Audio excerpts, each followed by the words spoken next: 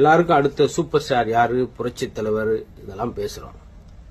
கடனை உடன் வாங்கி நிலத்தை வித்து, பசுமாடை வித்து, ஆடை வித்து, என்ன முக்கியம் முடியுமோ வித்து தம் பையன் கேட்டான்றதுக்காக ஸ்கூல் ஃபீஸ் கட்டுறது.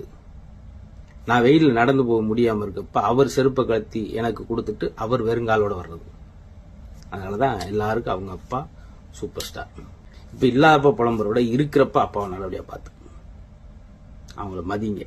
அப்பா மாதிரி அப்பா இல்லையா, அப்பா மாதிரி இருக்கிறவங்களுக்கு மரியாதை கொடுக்கும். பெரியவங்களுக்கு ஒரு மரியாதை கொடுத்து அவங்க ஆசீர்வாதத்தை வாங்கி பாருங்க. 100 கோயிலுக்கு போன சமம்.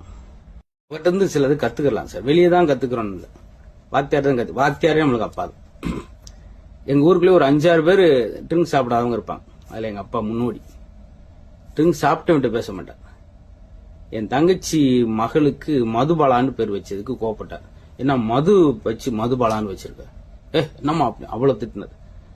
இது அவர்கிட்ட இருந்து கத்துக்கணும். எங்க ஒரு பையன் சின்ன பையன் அழுதுகிட்டு இருந்தாலும் போய் ஒரு 5 ரூபா 10 ரூபா போய் அழுதாரா, என்னடா வாங்கி கொடுப்பார். ஒரு இடத்துல 20 பேருக்கு வாங்க வாங்க சாப்பிடுவாங்க.